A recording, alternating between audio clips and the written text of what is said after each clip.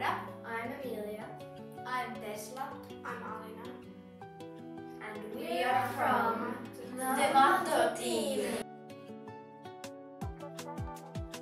One student's trash could be another student's treasure.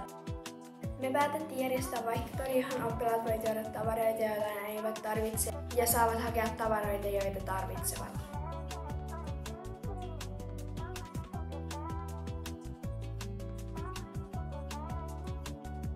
By organizing this event, we didn't have to buy any new items.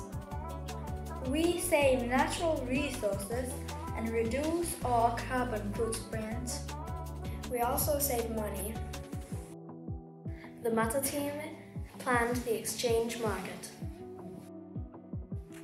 Oppilaat halusivat järjestää sen itse ja olivat pääjärjestäjiä, mutta opettajat tarvittiin avuksi.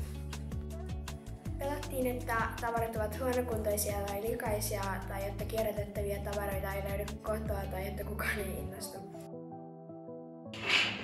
That is why it is also important that the parents were involved.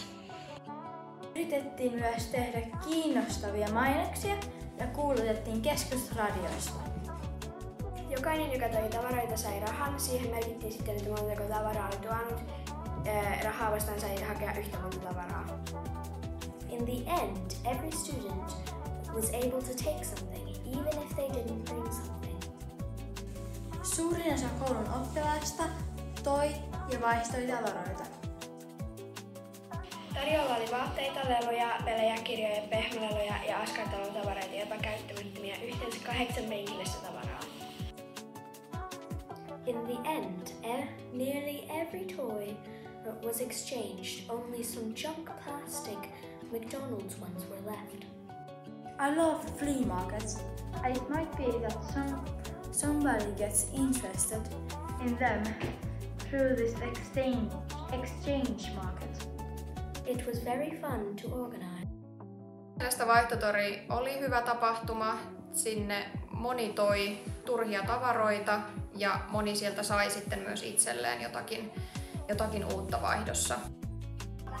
Vaihtotori oli oikein hyvä tapahtuma. Oppilaat piti siitä kovin paljon ja siellä tavarat vaihto-omistajaa ja vanhat omistajat oli tyytyväisiä, kun pääsi eroon jostakin ja uudet omistajat oli tosi iloisia, kun saivat uuden kivan lelun tai tavaran.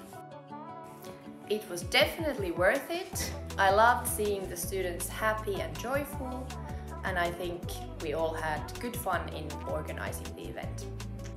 It was fun. It was successful.